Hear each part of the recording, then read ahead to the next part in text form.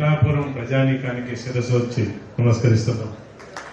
ఈ పిఠాపురం ప్రజానీకం ఇవాళ ఏం ప్రూవ్ చేసిందంటే పిఠాపురం గడ్డ జనసేన గడ్డ, ఇది శాశ్వతంగా ఉండిపోతుంది జనసేన గడ్డగా. సో మీ అందరికీ కూడా మీరు చేసిన ఎలక్షన్ విధానం అందరూ చెప్పారు. మాకు ఒక్కటే కావాల్సింది ఇదే విధంగా అందరం కలిసిమెలిసి ఉంటాం. మేము మళ్ళీ వస్తాం ఎలక్షన్ టైంకి. మాకు ఒక కోరిక ఉంది. నేను ఇంత ముందర ఎలక్షన్ ప్రాసెస్ లో గోగాడ్ అనే ఒక గ్రామానికి పోయి అక్కడ ఒక కాలనీలో మురికి నీళ్లలో నివసిస్తున్న కొంతమంది జనాలు చూశాను. దానికి కారణం ఒక వైసీపీ నాయకుడు, ఒక దొండగుడు రోడ్డుకి అడ్డంగా కట్టేశాడంట. ఇవాళ సభాముఖంగా చెప్తున్నాం, అయ్యా 4వ తేదీ రిజల్ట్ వస్తుంది, మీరు కడగొట్టుకుంటారా మేము వచ్చి పడగొట్టావా చూసుకుంటాం.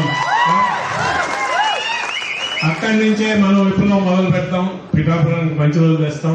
మీ అందరికి కూడా మరొకసారి ధన్యవాదాలు చెప్పుకుంటూ